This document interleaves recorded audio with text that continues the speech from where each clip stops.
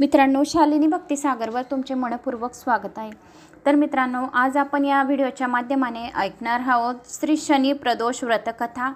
तर सर्वांनी श्रावण मासात शनी प्रदोष व्रतकथा नक्की ऐका। संतान प्राप्ती आणि धनप्राप्तीसाठी अत्यंत महत्त्वाची आहे।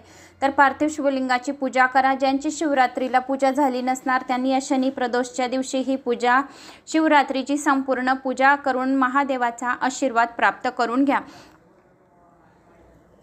तर मित्रांनो, तुमच्या बऱ्याच काही गावाच्या कमेंट्स आल्या। शिव महापुराणाचा भाग जो पहिला आहे, दुसरा आहे, तिसरा आहे आणि बरेच काही व्हिडिओंच्या कमेंट्स पण आल्या। तर धन्यवाद, थँक्स। असेच माझ्या चॅनलला पुढे घेऊन जा। आणि तुमच्या हजारो गावांच्या कमेंट्स आल्या, त्याच्यामुळे मला खूप आनंद झाला। मी कृतकृत्य होऊन तुमचे मनापासून धन्यवाद आणि थँक्स बोलते। आणि माझे सबस्क्रायबर 85,000 फॅमिली माझी झालेली आहे, त्याबद्दल खूप खूप धन्यवाद। तर असेच माझ्या चॅनलला मिलियनसाठी घेऊन जा आणि कथा ऐकण्यासाठी या चॅनलला सबस्क्राईब करा। आणि आपल्या व्हॉट्सअप ग्रुपवर 10 जणांना तरी हा व्हिडिओ शेअर करा, म्हणजे ते सुद्धा शनी प्रदोषची व्रतकथा ऐकतील। तर प्रदोष कालामध्ये शिवलिंगाचा अभिषेक करायचं, कारण प्रदोष कालामध्ये शिव आणि पार्वती भ्रमणासाठी निघालेले असतात। तर आपल्या दरवाजामध्ये सुद्धा एक तुपाचा दिवा चौकटावर आणि आपल्या देवघरामध्ये आपण शिवलिंगाचा अभिषेक करून त्यांची पूजा अर्चना करायची, म्हणजे दिवा बघून शिव पार्वती माता आपल्या घरात घुसतात आणि आपल्या मनामध्ये, आपल्या हृदयामध्ये प्रवेश करून आपल्या मनातल्या इच्छा पूर्ण व्हायला मदत होते। तर आता कथेला सुरुवात करूया। कुठून कोणत्या गावात तुम्ही माझा हा व्हिडिओ ऐकत आहात, आपल्या गावाची कमेंट्स नक्की करा। श्री गणेशाय नमो नमः।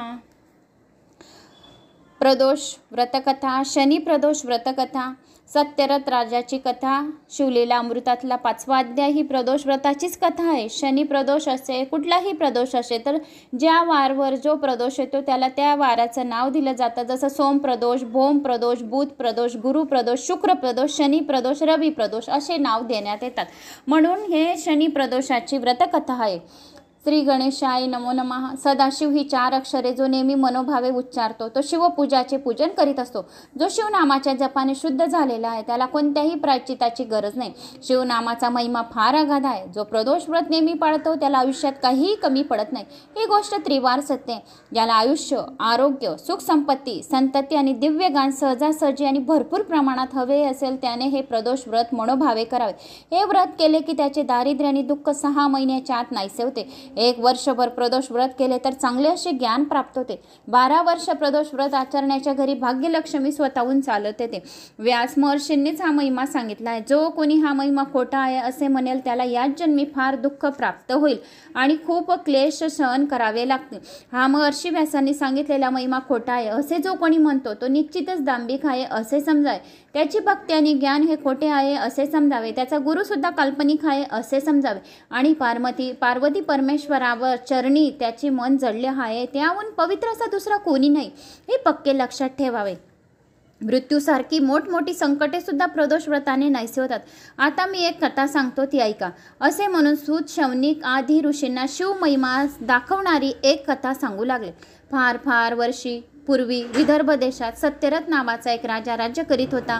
तो महापराक्रमी होता, धर्मशील होता, परंतु तो शिवाचे भजन पूजन मात्र कधी करत नसे। त्यामुळे एकदा काय झाले, शाल्व देशाचा राजा आपले फार मोठे सैन्य घेऊन राजा सत्यरथावर चालून आला। दोघांमध्ये 7 दिवस घनघोर युद्ध झाले। शेवटी राजा सत्यरथ युद्धात मारला गेला। शत्रूने सत्यरथ राजाच्या नगरात प्रवेश केला। सत्यरथ राजाची राणी गरोदर होती, तिचे दिवस भरले होते, पण शत्रू नगरात शिरताच ती एकटीच चोर वाटेने रानात पळून गेली। सुकुमार अशा त्या राणीला चालताना पायाला खूपच काटे टोचत होते। श्रम आणि मूर्छा येऊन जागोजागी पडत होती। सावध झाली की शत्रूच्या भीतीने मागे पुढे पाहत पुन्हा पडत होती। राणी दिसायला अतिशय सुंदर होती। मदनालाही मोह पडावा असे तिचे अप्रतिम रूप होते, पण देवाची गती गहन आहे। जिचे नखही सूर्याला कधी दिसत नाही, ती सुंदरी अशी गरोदर अवस्थेत एकटीच रानात येऊन पडली होती। नळाची दैमंती किंवा भिलिनीच्या रूपात असलेली भगवान शंकराची सती पार्वतीच पुन्हा या वनात संचार पुन्हा एकदा करीत आहे असे वाटत होते। प्रत्येकाला आपल्या कर्माची फळे भोगावीच लागतात, त्याला इलाज नाही। सर्वत्र भटकूनही शेवटी बिचारी एका वृक्षाखाली दमून बसली। त्यातच तिला प्रसव वेदना सुरू झाल्या। जिचा शब्द तळ हातावर झेलण्यासाठी 100 दासी मागे पुढे असत त्या राणीला आज भांडेभर पाणी द्यायलाही कोणी नव्हते। ती राणी इंदुमती तेथे जमिनीवर गडाबडा लोळत होती, पाण्यासाठी मोठमोठ्याने टावा फोडत होती, पण ऐकणार कोण। थोड्या वेळात ती त्या झाडाखालीच प्रस्तुत झाली होती। तिला एक सुंदर मुलगा झाला, पण आता ती तहानेने व्याकुळ झाली होती। त्या त्यामुळे तिला काही सुचेना. अजान अभरकाला तेथेच त्या वृक्षाखाली सोडून राणी इंदुमती तशाच अवस्थेत बसत उठत जवळच असलेल्या सरोवरापाशी गेली. तिने सरोवराच्या पाण्यात पाय टाकला आणि मात्र तेवढ्यात एका मगरीने तिचा पाय आपल्या तोंडात धरला आणि तिला मारून टाकले. बिचारा नवजात राजपुत्र जमिनीवर एकटाच पडला होता आणि जंगलातल्या वृक्षांखाली मोठमोठे रडत होता. त्याने रस्त्याने उमा नावाची एक ब्राह्मण विधवा येत होती. तिच्या कडेवर 1 वर्षाचा लहान मुलगा. तिलाही जमात नात्याचे कोणीच नव्हते. त्या चिमण्या बाळाला पाहून तिला मनामध्ये फार दया आली. नाळसुद्धा न कापलेला हा सुंदर बाळ येथे कसा आला तिला काहीच समजेना. हा कोणत्या बरं जातीचा असेल, त्याला आपण उचलून घ्यावे की नाही? आपण उचलून न घ्यावे तर जंगलातील हिंशू पशी याला मारून टाकतील. काय करावे बरं? क्षणभर तिला काहीच सुचेना. तेवढ्यात एका यतीच्या वेशाने भगवान शंकर तेथे आले. त्यांनी सांगितले की तू हा बाळ जरूर आपल्या घरी ने, पण याच्या तू घेऊन जाशील, पण याच्या पुण्याईमुळे लवकरच तुझा भाग्योदय होईल. हा क्षत्रिय कुमार आहे, राजाचा मुलगा आहे, तरी पण स्वतःच्या मुलासारखे तू त्यांचा सांभाळ कर. मात्र दुसरा कोणालाही गोष्ट सांगू नको. एखाद्या दारिद्र्य माणसाला परीस सापडावा. चिंतामणी रत्न अशा दारिद्र्य माणसाच्या आपाप पुढ्यात येऊन पडावे किंवा मेलेल्याच्या मुखात आपाप अमृत पडावे. तसा हा बाळ तुला आता सापडलाय. त्याचे पालन नीट कर, जीवाभावाने कर. एवढे सांगून शंकर लगेचच गुप्त झाले.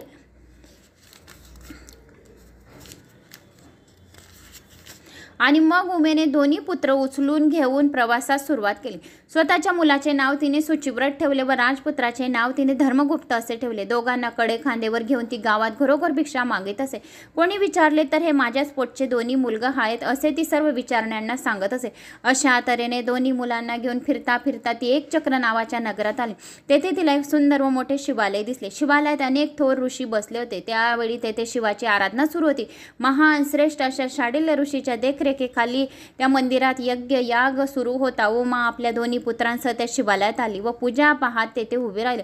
धर्मगुप्ताकडे आपल्या तेजस्वी डोळ्यांनी निरखून पाहत शाडिल्य ऋषी म्हणाले, अरे रे रे, दैवाची गती किती विचित्र आहे. पहा, हा खरे तर राजपुत्र, पण आज दीन होऊन गरीब होऊन येथे भिक्षा घेण्यासाठी आपल्या समोर आलाय. उमेने शाडिल्य ऋषीचे नम्रपणाने पाय धरले व त्यांना म्हटले, महाराज, आपण तर त्रिकाल ज्ञानी आहात. तुम्हाला भूत भविष्य आणि सर्व काही समजते. महाराज, आपण माझ्यावर कृपा करा आणि याचे आई वडील कोण आहेत, जिवंत आहेत की मेले आहेत हे मला सांगा. तेव्हा तिला उठवत शाडिल्य ऋषी म्हणाले, या राजपुत्राचा पिता सत्यरथ नावाचा एक राजा होता. एकदा काय झाले, हा प्रदोषाच्या वेळी भगवान शंकराची पूजा करीत बसला होता. तेवढ्या त्याच्या शत्रूंनी त्याच्या नगरावर हल्ला केला. नगराला सर्व बाजूंनी वेढा घातला. त्या शंकराची पूजा तशीच सोडून तो शत्रूशी लढायला रणांगणात गेला. शत्रूंना ठार मारले हे खरे, परंतु नंतर पूजा पूर्ण न करता सत्यरथाने जेवण केले. पूजा पूर्ण करण्याचे विसरून गेला. त्यामुळे तो या जन्मातात अल्पायुष्य होऊन मरण पावला. म्हणून कोणीही चालू असलेली भगवान शंकराची पूजा सोडून जाऊ नये. त्याच्या आईने सुद्धा कपटाने आपल्या सवतीचा प्राण घेतला आणि त्याला मारून टाकले. म्हणून कोणीही भगवान शंकराची चालू असलेली पूजा अर्धवट सोडून जाऊ नये. जो कोणी पूजा अर्धवट सोडून जातो त्याचे आई वडील त्याच्यापासून हिरावून जातात, जन्मतात चालले जातात. म्हणून आपल्या सवतीचा प्राण घेतला आणि तिला मारून टाकले. हा राजपुत्र धर्मगुप्त याने मागच्या जन्मी शंकराचे कोणतेही व्रत अजिबात केले नाही. म्हणून आता जन्मताच हा आई वडिलांचा पारखा झाला. म्हणून प्रदोषाच्या वेळी मनापासून भक्तीने शंकराचे पूजन करावे. कधी शंकराची पूजा अर्धवट करून सोडू नये. प्रदोष काळात देवी पार्वती समोर भगवान शंकर स्वतः नित्य करीत असतात आणि सरस्वती वीणा वाजवत असते. पुरह सुस्वर बासरी वाजवत असतात. लक्ष्मी छानसा ताल देत असते तर भार्गवी मधुर आलाप घेत असतात.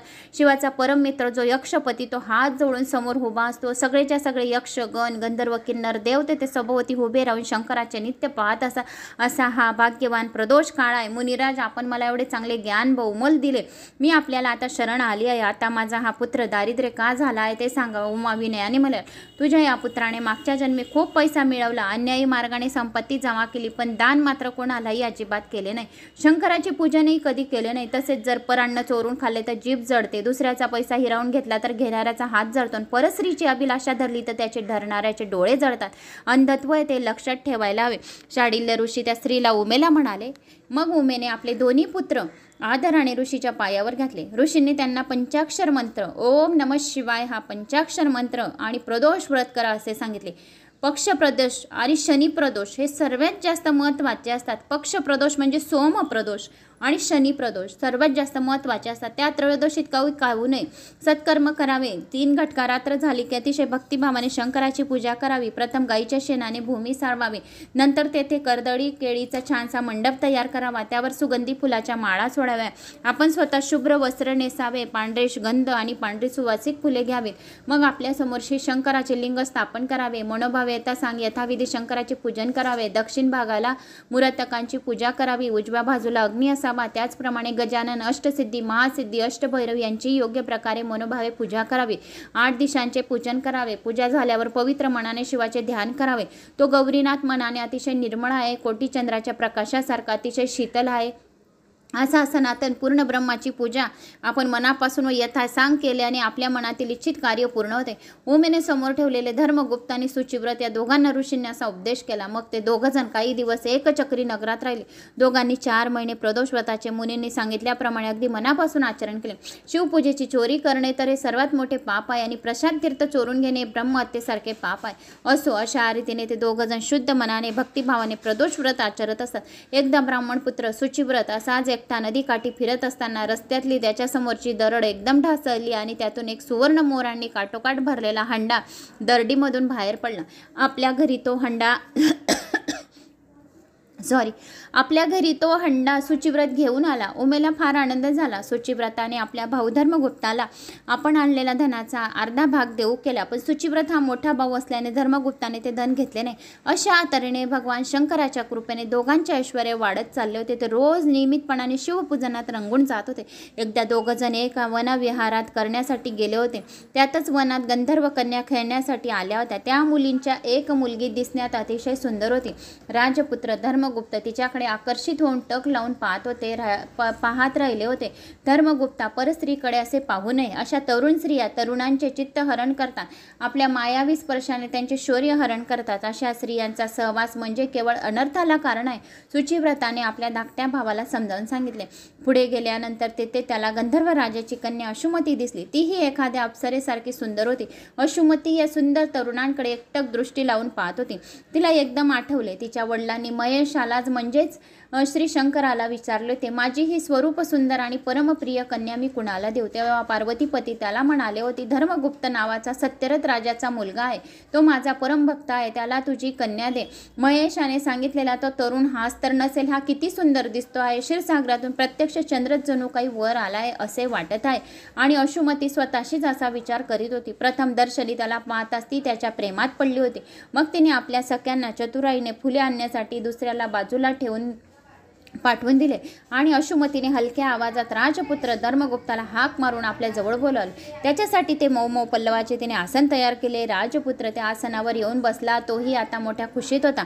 इतक्या जवळ असूनही अशुमती त्याच्याकडे सरळ पाहू शकत नव्हती, लाजत होती. शेवटी धीर धरून ती म्हणाली, तुमच्या शृंगार सर्वात पोहण्याची इच्छा करणारी मी एक राजहंसनी आहे.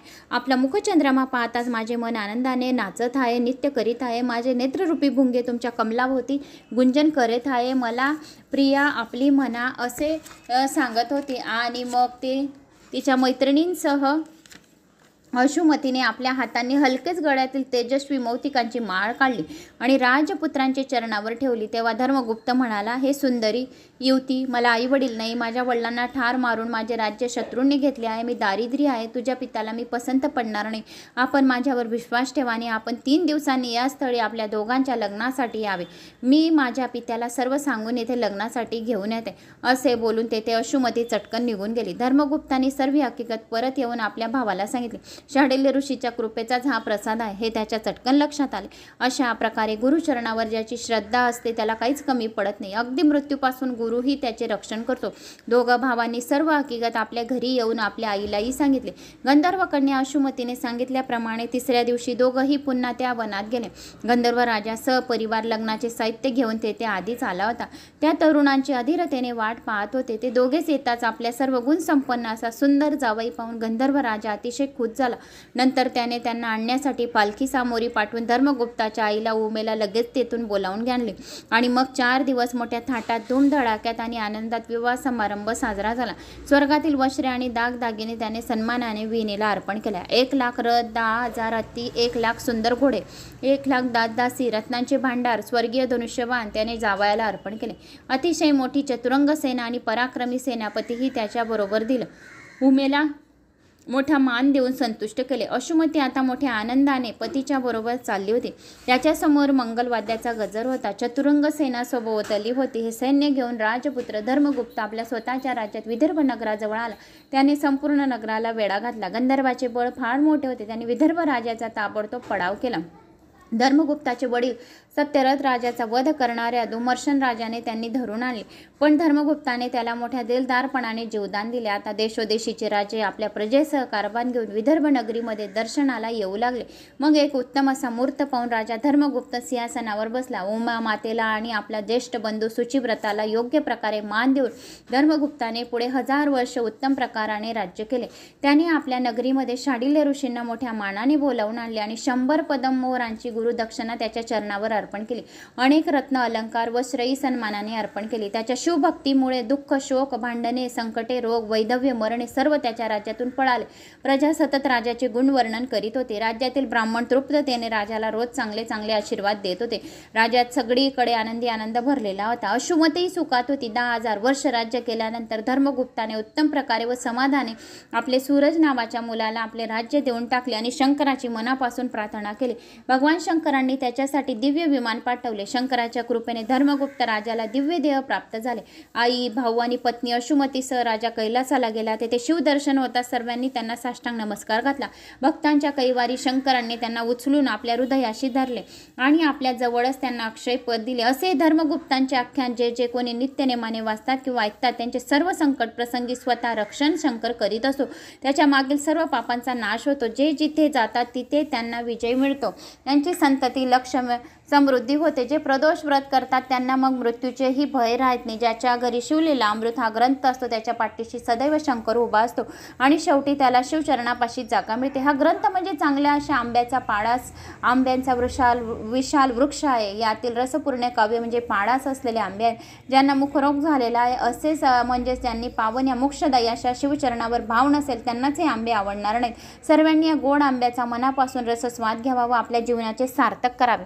तर अशी ही शनी प्रदोष व्रताची कथा होती. तर मित्रांनो, मला अशी आशा आहे की तुम्हाला ही शनी प्रदोषाची व्रतकथा आवडल्यास एक लाईक करा, चॅनलला सबस्क्राईब करा. कुठून कोणत्या गावाहून तुम्ही माझा हा व्हिडिओ ऐकत आहोत तर आपल्या गावाची कमेंट्स नक्की करा.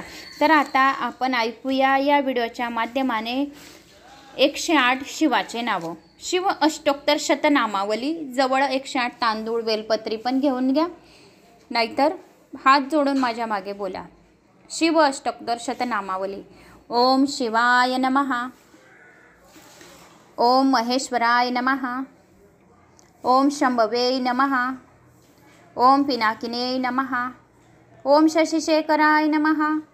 ओम वामदेवाय नमः. ओम विरूपाक्षाय नमः. ओम कर्बदिने नमः. ओम नीललोहिताय नमः. ओम शंकराय नमः. ओम शूलपाणिये नमः. ओम खटवांगिन्ये नमः. ओम विष्णुवल्लभाय नमः. ओम शिपिविष्टाय नमः. ओम अंबिकानाथाय नमः. ओम नीलकंठाय नमः. ओम भक्तवत्सलाय नमः. ओम भवाय नमः. ओम शर्वाय नमः.